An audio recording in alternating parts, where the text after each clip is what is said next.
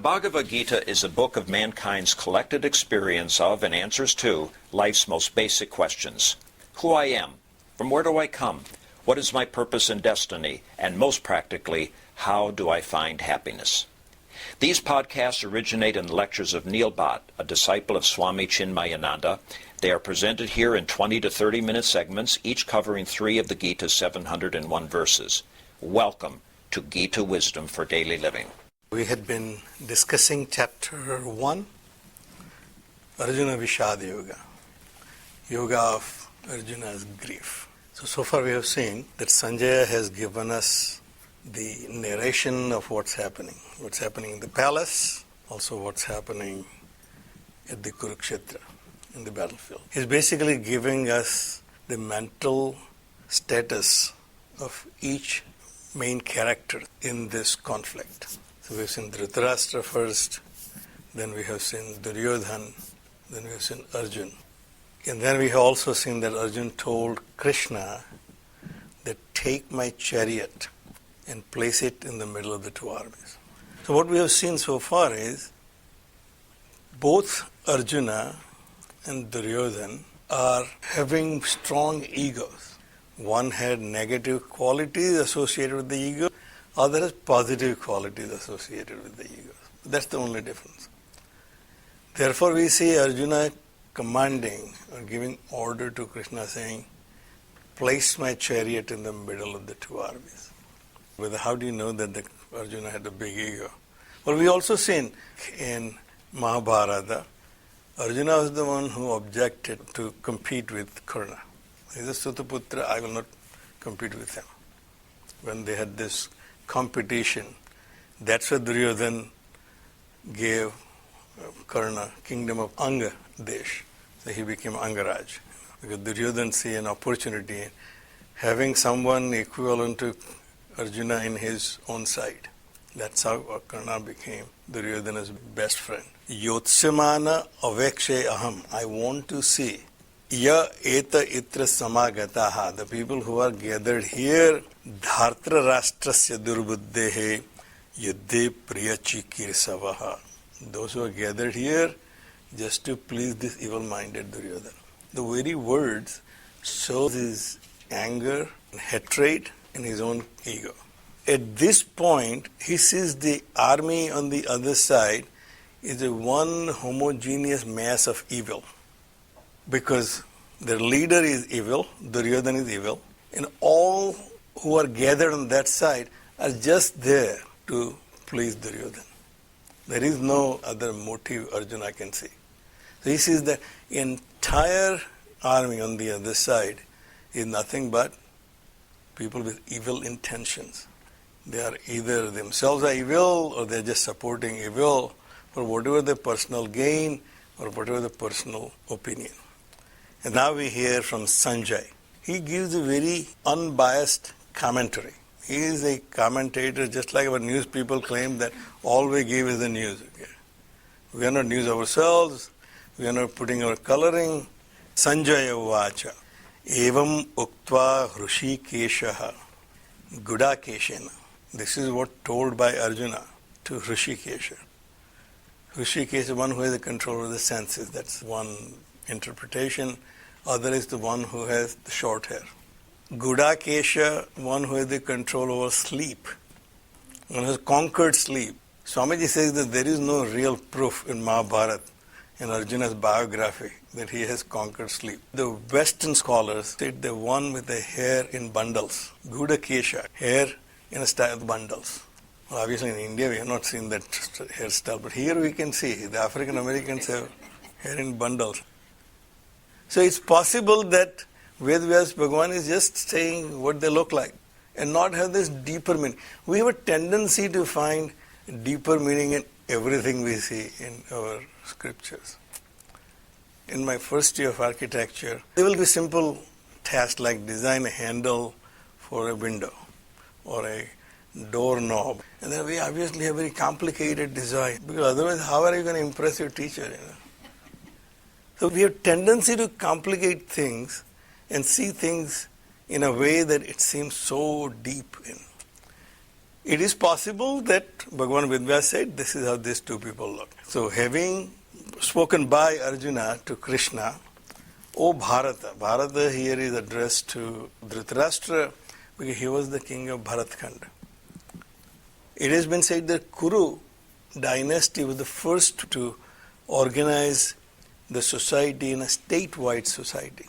So Bharata, you are the king of this Bharatkhand.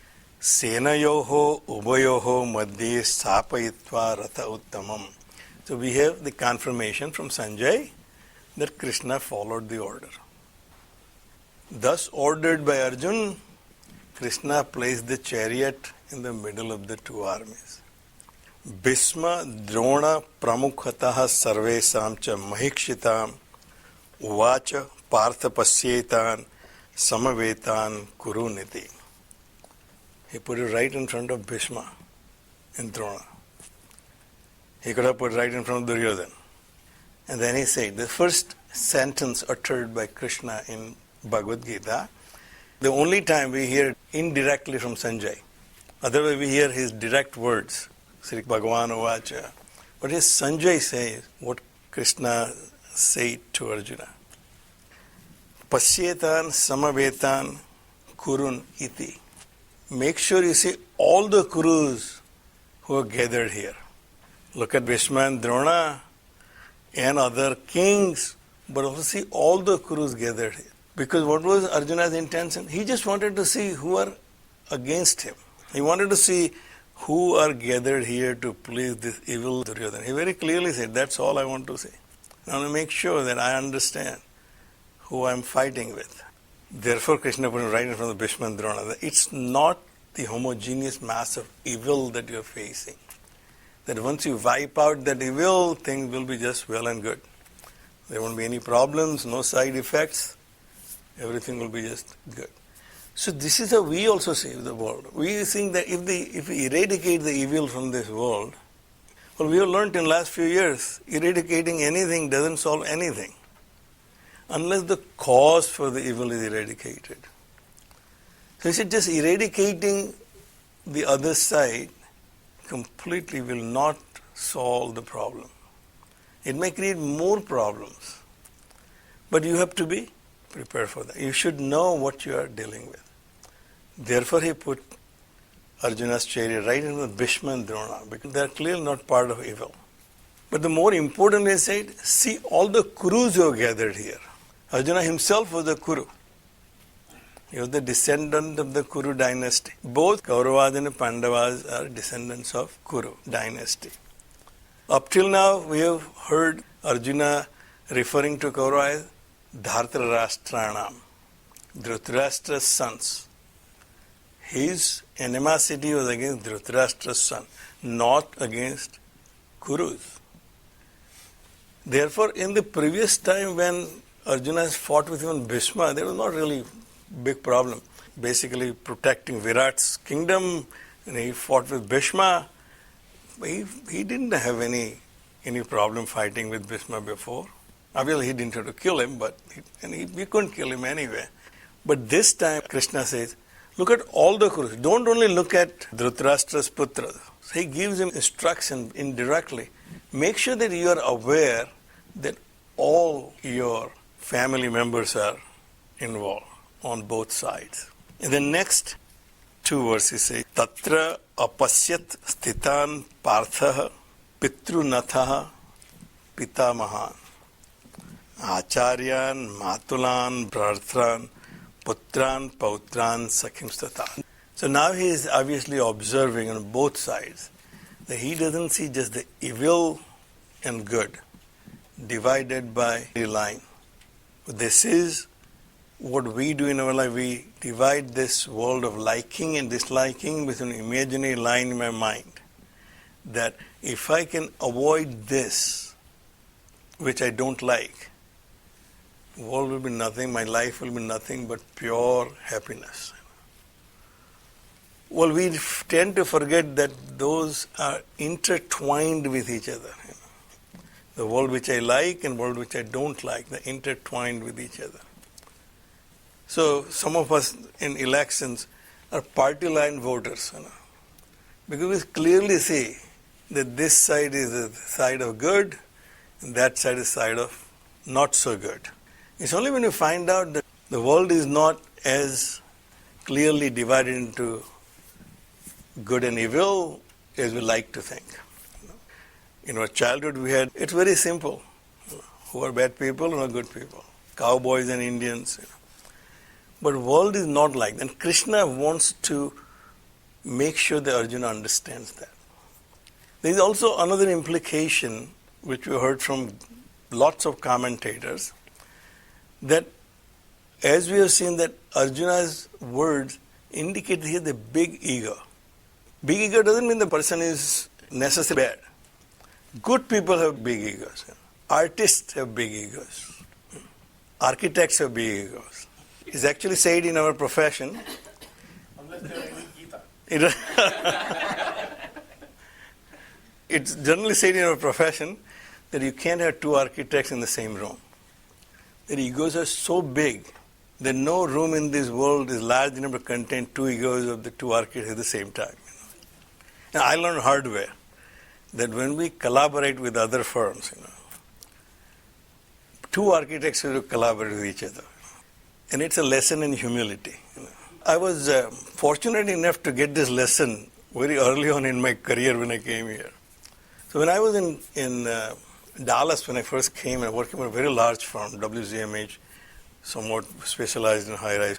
And we were collaborating with IMP, an international architect, and he was a design architect. WZMH was just basically an architect of record. And so I asked my boss, I said, Mark, we are capable to design this project. And we had the relationship with the developer. Why do we have to bring in IMP in the mix? And he said, Neil, 100% of zero is still zero. If you want the whole enchilada, but you're not going to get it. He said, you didn't get anything. He said, better to have a portion of an enchilada to devise a situation where at least you have a portion of the pie. So by myself, I won't get that project. By themselves, they won't get the project. Well, let's compromise and say, look, we can share this. And we have to control our egos. If we share this, then we both got something out of it. So the people with big egos are bipolar in nature. So they go from supreme courage to complete vulnerability in one moment. If they see the world from this side, they will be very courageous and say, oh, we can do that, we can get it. And when they see the competition, they see their own shortcomings, they will break down very easily. So Krishna saw that Arjuna is overconfident. He thinks he is the best archer in the world, he has fought Bhishma before, he has done all these people. There is nothing which can stop me from wiping out this sea of evil which I see in front of me. But he had to be brought to his senses and brought to humility so that he is really prepared to fight this war. So Krishna said, now look at the Bhishma, Drona, all other kings and all the Kurus. All the Kurus include all the people on his side as well, because they are all Kurus. Now Arjuna sees all the people and individually recognize what his relationship with them. Tatra apasyat sthitan parthaha pitrunatha, fatherly relatives. Pitamahan, also grandfatherly relatives, Acharyan, teachers. Matulan, maternal relatives. Bhratan, putran, pautran, sakhimstatha. Both sides. So he says people who are like his sons and also his grandsons, friends, tatha, swasuran, sruhada cha eva. Also in-laws, sruhadaha, the people who are close to you, sruhada cha eva. Sanayo ubayoho api. Now we know, we have confirmation that not only he looked at the Kaurava's army, he also looked at Pandava's army. Tan samikshya kaunteyaha sarvan bandhun avastitan. he saw all the people who are dear to him, close to him, related to him. There is no indication he sees evil here. He didn't say, oh, I also see Duryodhana here.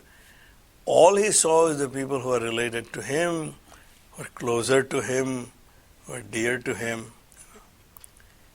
And therefore he says, Krupaya paraya vistaha visidantam idam abravit. He thus sorrowfully, filled with deep pity, said this. Swamiji says that Sanjay is actually generous in calling for the deep pity. Swamiji actually says that he may be broken down by his own insecurities.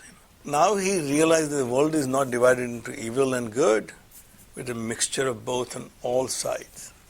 Things which we consider evil have lots of good in it, and things we consider good has some evil in it.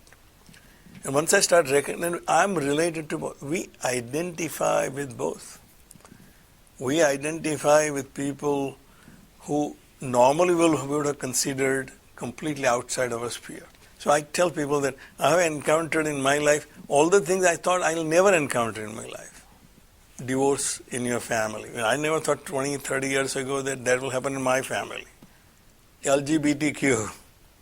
If you look close enough, you will find somebody in your family or in friends. Now I can identify with it. So Bhagavan Krishna put Arjuna in a situation, he can identify with this dichotomy of life. So now we will hear from Arjuna how he feels. We'll stop right here. Om Sarve Bhavantu Sukhina Sarve Santu Niramayaha Sarve Bhadrani Pashyantu Ma Kaschid Dukkha Bhag Bhave Om Shantihi Shantihi Shantihi Harihi Om Shri Gurubhyo Namaha Harihi Om